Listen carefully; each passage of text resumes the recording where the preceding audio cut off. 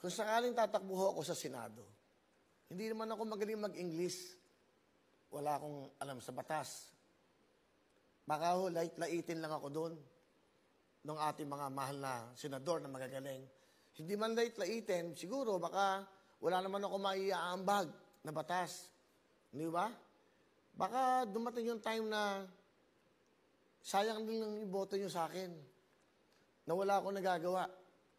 Wala rin akong maiaambag na knowledge about the law dahil hindi ho ako abogado. Sa napapanood ko ho ngayon, parang nalulungkot ako. Dahil awayan ng awayan, binoto kayo ng sambayanan, pero yun ang napapanood.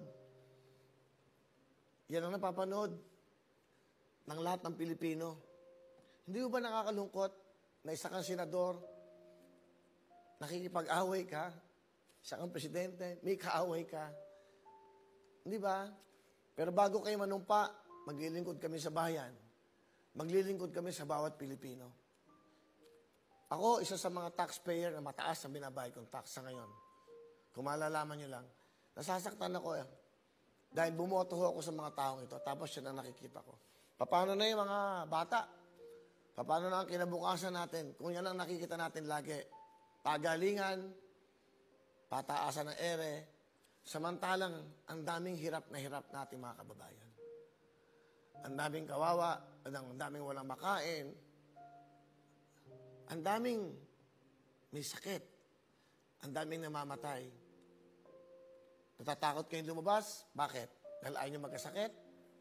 Samantalang yung mga taong nasa labas, kailangan lang nun makabili ng bigas at ulam para makakain ang kanilang pamilya. Tapos na makikita pa namin sa telebisyon, sa news, puro away nyo. Nakakalungkot po. Isa ho yan sa mga dahilan pa. Papasukin ko ba to? Pupunta ba ako sa ganitong klaseng, di ba, institusyon? Sa estudyong ito, wala akong inaapi. Walang hinahanapan ng corruption. Ilang milyong Pilipino ang subscribers ng programang ito? 25 million. Hindi pa po kasama yung mga nanonood sa araw-araw. Alam nyo, napakahirap po pasukin ang politika. Yung kaibigan mo ngayon, bukas kaaway mo. Mag-ama, nag-aaway dahil sa posisyon.